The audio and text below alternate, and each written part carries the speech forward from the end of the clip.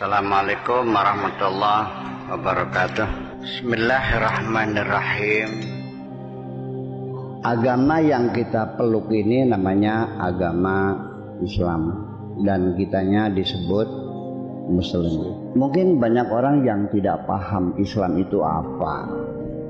Karena dalam definisinya Islam itu dinun ja'a bihi Muhammadun sallallahu alaihi wasallam, agama yang dibawa oleh Kanjeng Nabi.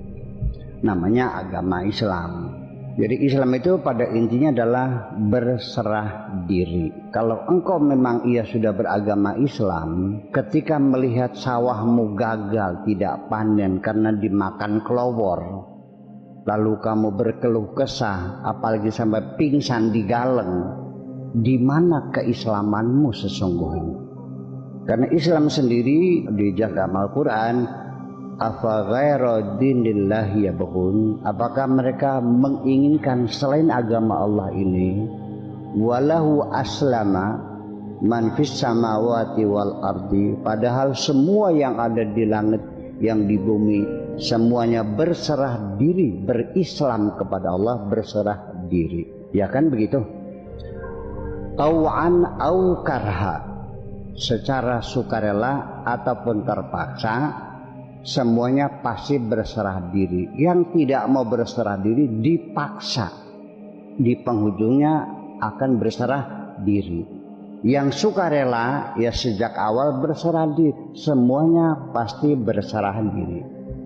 Berserah dirinya alam semesta ini, termasuk kita adalah bagian terkecil dari alam semesta ini, juga akan tunduk kepada hukum alam.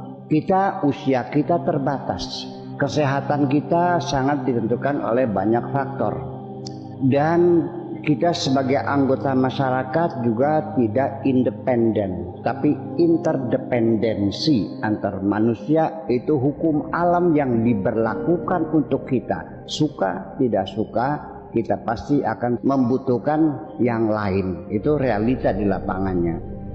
Berserah diri itu artinya kita tidak bisa mengelak dari hukum alam ini. Kalau kita harus membuat oksigen sendiri, tahu berapa harganya? Satu hari oksigen yang kau harus bayar.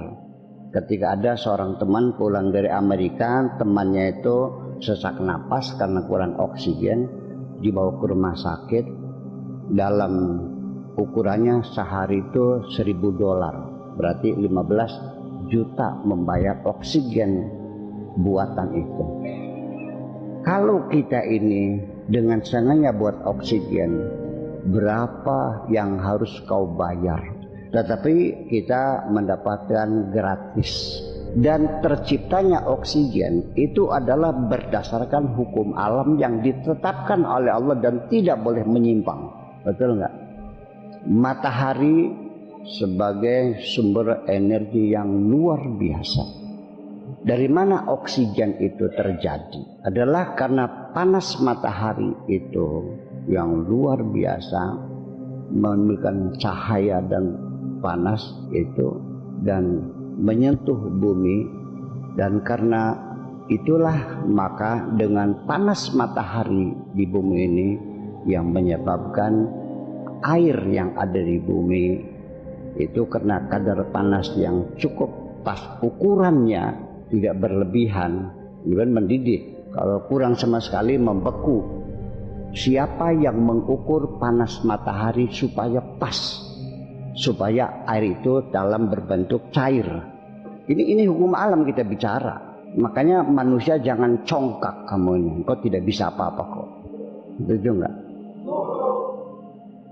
Dan kemudian sinar matahari juga diperlukan sebagai sumber energi kehidupan, terutama bagi tumbuhan-tumbuhan yang punya klorofil, ya, yang nantinya bahkan menjadi keberlangsungan kehidupan yang menghasilkan makanan bagi manusia.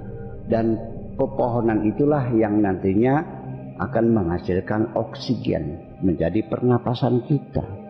Di mana campur tanganmu dalam urusan dunia ini? Semuanya Allah yang mengatur. Dan dengan bumi kita berputar dengan kecepatan yang sama, itu menimbulkan jarak waktu yang stabil. Sampai sekarang 14 miliar tahun lamanya bumi berputar dengan kecepatan yang sama. Baru 4 tahun yang lalu ada keterlambatan 1 detik kuantum dan sudah disesuaikan sekarang.